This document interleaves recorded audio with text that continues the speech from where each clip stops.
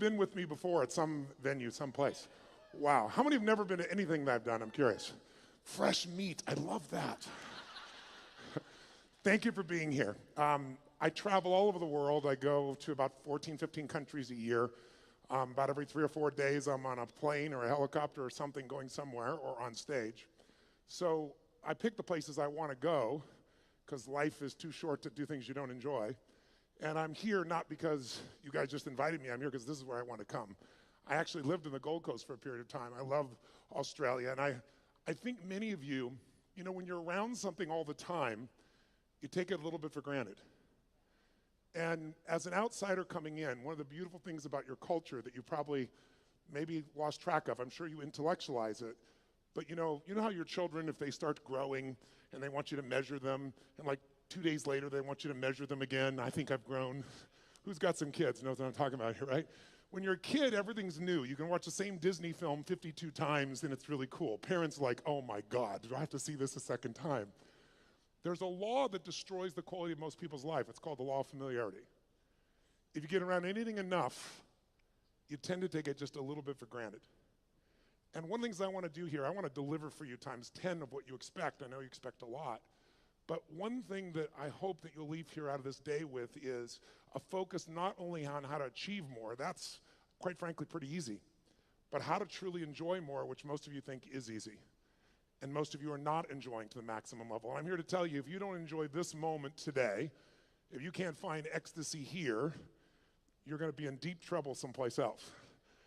You know, there's 7 billion people on the planet. They all wish they lived in frickin' Australia, right? You guys just don't realize what it's really like. I mean, it's the most livable city in the world. You guys are sports fanatics. You got an energy that's completely different than anywhere else. Is it true? You guys are more oriented towards betting than any place on earth. Every Australian I know wants to bet me about something. I don't know what the deal is. I bet you. I saw a statistic the other day that you have 20% of the poker machines in the world, even though you're 0.3% of the world population. What is this about? But what you have that's most beautiful to me, and the reason I'm glad to be here, and I thank you for inviting me, is mateship. You have a culture that many of you don't really realize how great it is because you're like a fish in water. And this idea that we're all mates at some level that you guys take a little bit for granted is something I don't. And I think it's just incredibly beautiful. And I hope today, by the time we're done, you're not just inspired and you don't just have some great strategies to be more effective and to achieve what you want. But my real goal today is for your life to change in this day. Now, I can't do it by myself. I can deliver, and I can step up and do all the work in calisthenics, and then I get the muscle. But if you'll play with me full out today, I have some simple distinctions that are not rocket science. Did you ever notice that common sense is not too common?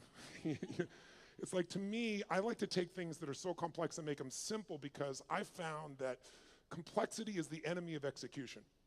The more complex you try to make something, the harder it is to get yourself to execute. How many of you in this room came here because you have a business and you want to grow it? I'm curious. How many came for that reason? Wonderful. How many of you came here, you don't own a business, but you'd like to start one? I'm curious. Who's in that mode? Okay. How many of you came here because you want to just improve your life? It had nothing to do with business, something you want to change. All right, a little test so I get a sense of what to deliver for you. How many of you came here because you want to, let's say, transform the economic side of your life? You want to grow your financial side massively, okay? How many came because you want to change a relationship? You want to enhance it, you want to bring more passion to it, or you want to create one? How many are in that mode? I'm curious. Awesome. How many came here because there's something you just want to change? You're tired of it, you want to make a shift in some aspect of your life? You guys are raising your hand for everything, you greedy bastards, you. What the? All this and you give me a little 3 hours? What the hell is this? Well, let me just tell you, I think we can find a way to touch all these things. My biggest challenge is that the shortest seminar I normally do is 50 hours, 50, not exaggerated, in a weekend. And the reason is I'm not into pump up. I'm not into just enthusiasm. I do believe in energy, and we're going to create that here if you're up for it, because without energy, you're not going to follow through on anything. You can attend everything you've heard here, and I'm sure you've learned from some great speakers, but the vast majority of people will never apply it. That's why I'm here. Because knowledge is not power. Knowledge is potential power. Knowledge is trumped every day by execution. And if you really want to change your life, you can't let the learning you have here lead to knowledge or become an idiot. You got to let your learning lead to action, and then you can become wealthy financially, mentally, emotionally, spiritually, and everything else. So that's going to be my focus with you here. And part of why I'm able to talk about this is because this is my 39th year doing this. I started when I was 3, obviously. And I mean, 39 years, it blows my mind, in 100 countries. And when you're around people in 100 countries and you're seeing this much diversity, at this point in my life, nothing surprises me because every culture is different in the world, all the countries I work in, but we all have the same human needs. And so I hope I don't make any faux pas. I've been coming here for 25 years, so I think I probably won't make too many of them while I'm here. But I hope you know they won't be out of disrespect. But I really give a damn more than culture. I care more about the individual. I care about what you can do with your life and why you came here. For you to be the kind of person that parted with 2 days of your life and came here and invested in yourself, that makes you one of the few who do versus the many who talk. But if that few that do is going to grow into real success at the level you desire and deserve, the next level, whatever that next level is for you, I'm sure many of you are already very successful, but you came because you want more. How many came because you want more of something? Here, say I. Well, if that's true, then we just got to look at what are the fundamentals that make that happen. And a little background, how I came to be here in this 39-year journey is because I've been obsessed with a question for most of my life, and the question really is, what makes the difference in people's lives? Why do some people perform so poorly consistently even though they have every advantage? And why are there some people that perform at the highest level have every disadvantage? And why are there some people that achieve everything they dreamed of and they're miserable?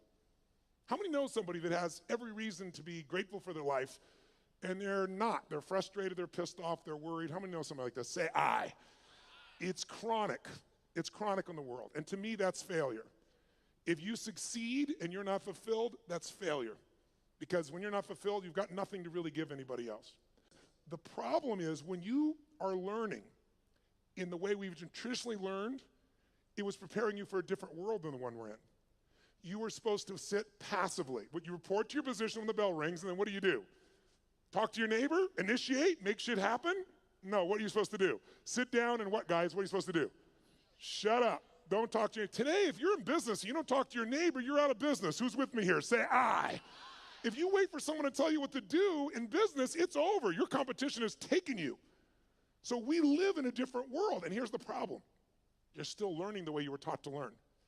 So right now, you're all being very nice to me. I have no complaint. You're being very sweet, but you're sitting in a passive state. And let me explain why that's difficult. Who's ever done this? How many of you have ever gone to an environment where you learned something? Could be a university environment, could have been a business environment, could have been a seminar, and you learned something you truly thought was extremely useful. It wasn't somebody selling you. You're like, this is good stuff. This will change my business. This will change my life. And you were excited about it. And then you went home and you never actually applied a frickin' thing that you learned. Who's ever done this before? Raise your hand and shout, I. Who's done this more than once? Say, I. Who still feels intelligent? Say, I. You're confused.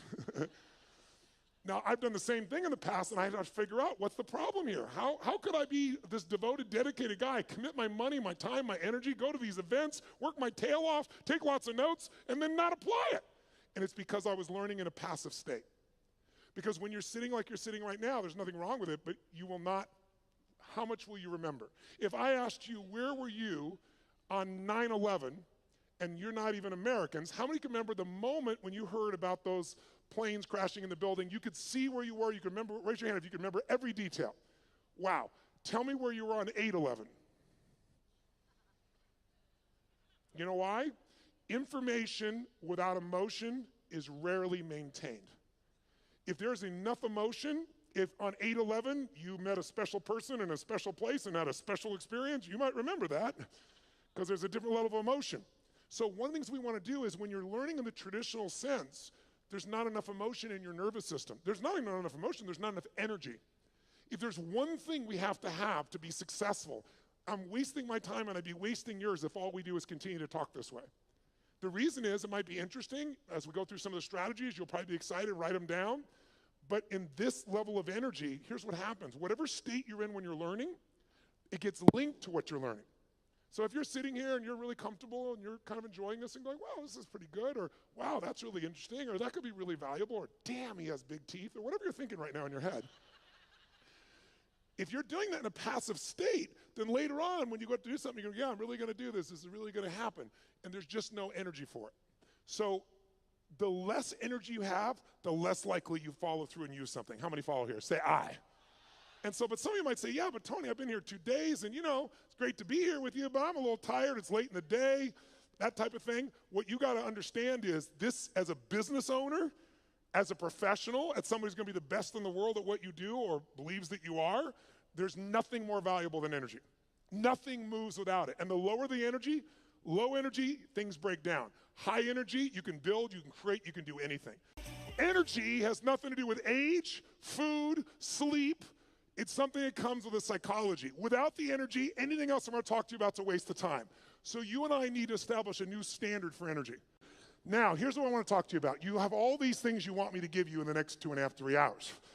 Just make me rich, make me happy, give me lots of sex, make sure that I feel totally confident, grow my business 100%. I'll give you a couple hours. Go for it, kid.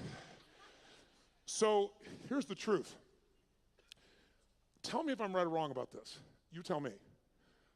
If I were to take all the things that you say you want and I was to generalize them up into a deeper, richer concept of what you really want, you don't just want these individual things like lose weight or have more energy or make more money or have a better relationship.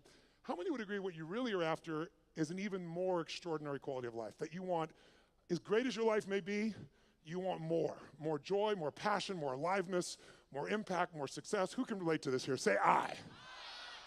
Then in order to create an extraordinary quality of life, we have to define it. So what is an extraordinary quality of life? What would a magnificent life be? It's not for me to define. It's for you to define on your terms. To me, an extraordinary life is life on your terms. What would it look like if you really, truly, without bullshit, without exaggeration, could look yourself in the mirror and say, holy shit, look what I created. Look at the life that I've created. Now, some of you truthfully could do that now. You just don't do it enough. But I know you want more, so let's look at how to do that. I would say to you there are 2 master skills. I invite you to write them down. 2 fundamental skills that you have to master to have an extraordinary life that lasts. It's like getting rich. Anybody can get rich. Staying rich is a different thing, right? And I don't just mean financially rich. I mean emotionally, spiritually, physically, relationship rich, all the riches that are available to us. What are the 2 skills? The first skill is the science of achievement. The science of achievement. And notice I said science. The reason is because achievement is a science. And anyone can learn it. It doesn't matter your age. It doesn't matter your background. It doesn't matter anything. The only thing that limits you is limiting beliefs. But once you figure out the science, for example, I just spent the last 4 years interviewing 50 of the most brilliant financial minds on the planet. All people who are not part of the Lucky Sperm Club, meaning they actually earned it themselves. They started with nothing, and they built billions of dollars, and I want to see, was there common denominators? And there were. And if you practice what they teach, which is what I put into a book, if you do it, there's zero question what you do. I applied what I've learned the last 4 years and tripled my net worth, which was already extremely high. And it all just came from applying what I learned. Because I went to the very best on earth, success leaves clues, figured out what they're doing, did it myself, and I teach other people too as well. Your body, we're all unique biochemically, but not that unique. Meaning there's certain fundamentals related to health, vitality, and energy.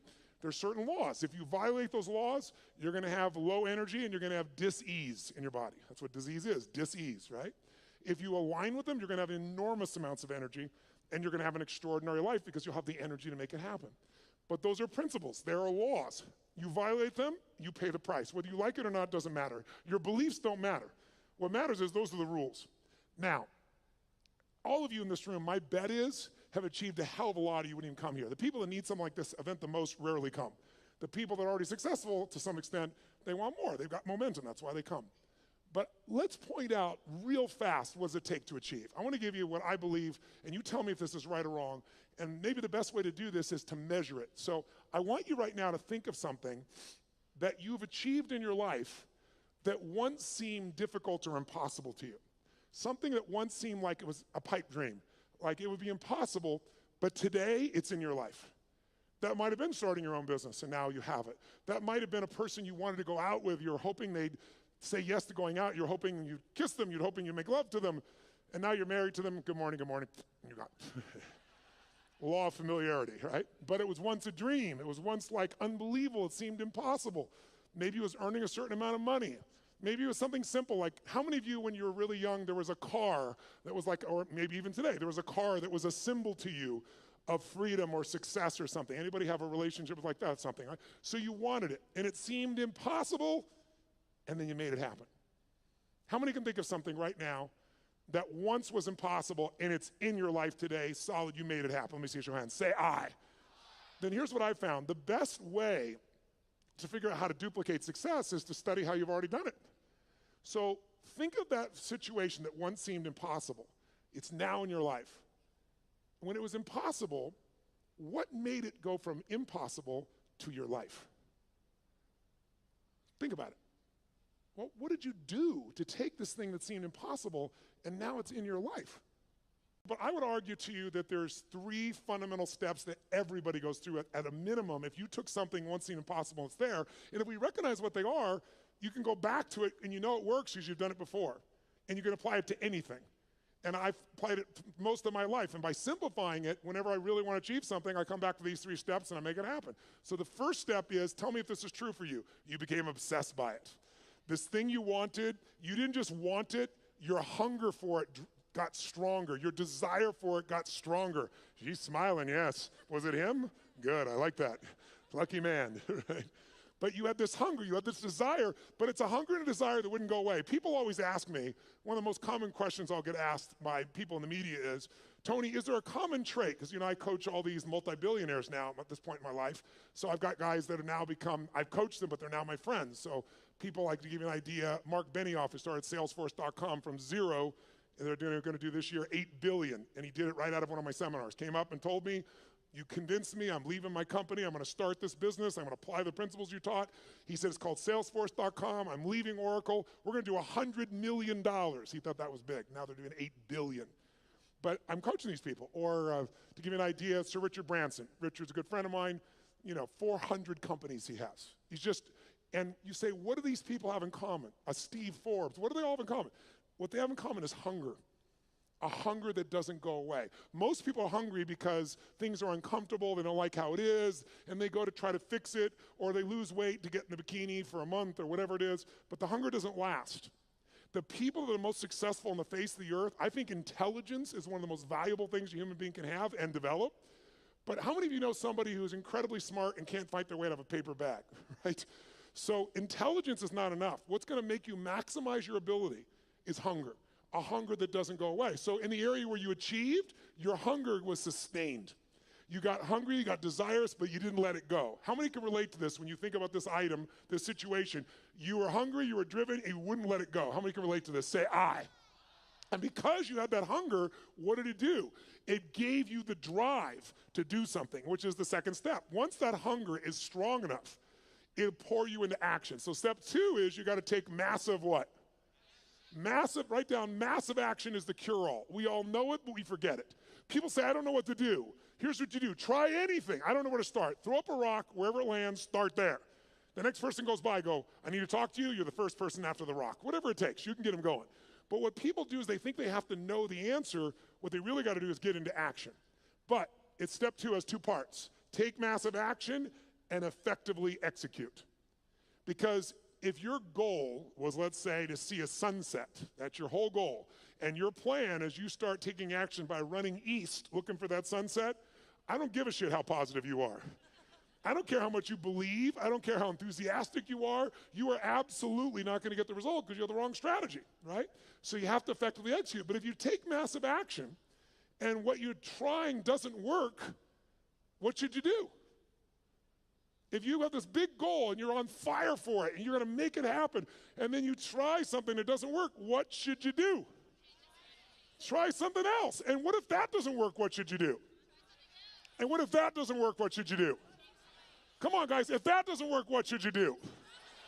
If that doesn't work, what should you do? If that doesn't work, what should you do? I'll give you an example. How long would you give your average baby, your average child, to learn how to walk? How long would you give your average child before you say, hey, stop, you're just not a walker? You go, what are you, crazy? My kid's going to keep trying until he or she walks. magic formula. No one almost ever in the whole world walks. But watch. How many of you like to sing when no one's around? How many of you sing you sound like hell? Let me see your hands. Why aren't you a singer? Because early in your life someone said, that's horrible, shut up. That's terrible, don't do that anymore. You're not a singer, and you believe them. Instead of keep changing your approach until you became a singer. There's nothing you can't create. If you're hungry enough, if you take enough massive action, and if you keep changing your approach until you find the way to effectively execute. Now, there is a way to speed this up, and that is to model someone who's already getting the result you want. Why reinvent the wheel, right? If you find this woman is able to have this incredible relationship with her man and she doesn't bitch about him all the time, they're in love, they're passionate for each other, she's not lucky. You want to find out, what is she doing differently with her man than you're doing, right? What's he doing differently with his woman than you're doing? Because if you find that out, you're going to find out it isn't luck. There's something underneath it all. And once you know what that something is and you effectively execute, then you only need one more thing to achieve what you want. And that's grace. Or some people call it God. Some like to call it luck. But there is an amazing thing I've learned in my life. The harder you work, the more focused you are, the more committed you are, the more flexible you are, the more grace tends to come to you. And the more you acknowledge grace in your life. That no matter how hard you and I work, there's still grace that we even born in this time in human history. I mean, there wasn't a better time in your life or any lifetime to be an entrepreneur than there is today. There's more resources available at your fingertips, it's in your pocket, for God's sakes, than ever existed in the history of the world. And it's going to change every aspect of your life, and you want to be ready to take advantage of that. But it's really hard to take advantage of things when you're busy not noticing all the grace that already exists. I found when you acknowledge it's there. Who can align with this? Who's ever felt that sense of guidance or grace in your life? Pretty beautiful. So to achieve, that's really all it takes. How many of you did these 3 steps? How many of you became obsessed about this thing you wanted and wouldn't let it go, and your energy built and your desire built, and then you took massive action, and you didn't know what the hell you're doing, but you've maybe changed enough times till you figured it out, and some grace came to you and it worked it out. Who's done this before? Say I. Then I'm here to tell you, whatever's not in your life today that you want, go back to those 3 steps. As basic as that is, that's all it takes. And we make it so much more complex in our minds. And that's why most people don't achieve. They get fearful because they make it bigger than it is. And you can speed it all up by doing what I've done throughout my life. Go find someone who is the best in the world at what they're doing and suck out of their brain whatever they know. But there's a second key lesson. Because how many of you have ever done this? How many of you have ever achieved a goal that you worked your tail off to get to, and then you achieve the goal, and your brain said, is this all there is? Who's had this experience before? Say I. Isn't that a brutal experience? I'd rather fail, because, if guys like you and I, ladies and gentlemen in this room, were to fail, you don't accept failure, right? You just get up and try something else. So failure is actually better because you could still succeed. When you succeed and you're not happy, now you're what I call technically screwed. That's demoralizing, because you worked your guts out and you achieved it and you're still not fulfilled.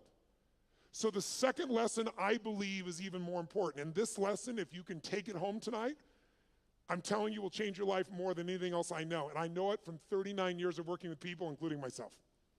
The second lesson is you must master the art of fulfillment. The art of fulfillment. And that sounds so basic, doesn't it? The art of fulfillment. But notice I didn't say the science of fulfillment. Why? It's not a science. You know why? Because what's going to fulfill you, my dear, you and you, even if you're dear friends or family, is not the same. Fulfillment's an art. If you want to know what fulfills people, look around this earth. You got to find what it is that will light you up. Because otherwise you achieve and you're not fulfilled. As I said earlier, success without fulfillment is the ultimate failure. You think that if you achieve, you're going to be happy. And I'm here to tell you, you got to happily achieve. And that sounds just like changing one word, but it's a different life. And in order to do that, you have to decide that fulfillment is even more important than achievement.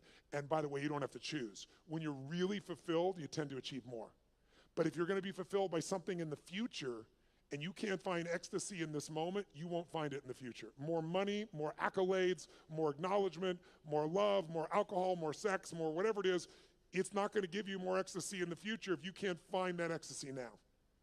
It's the most important decision of your life you could make today, and it could be worth the entire 2 days times 1,000.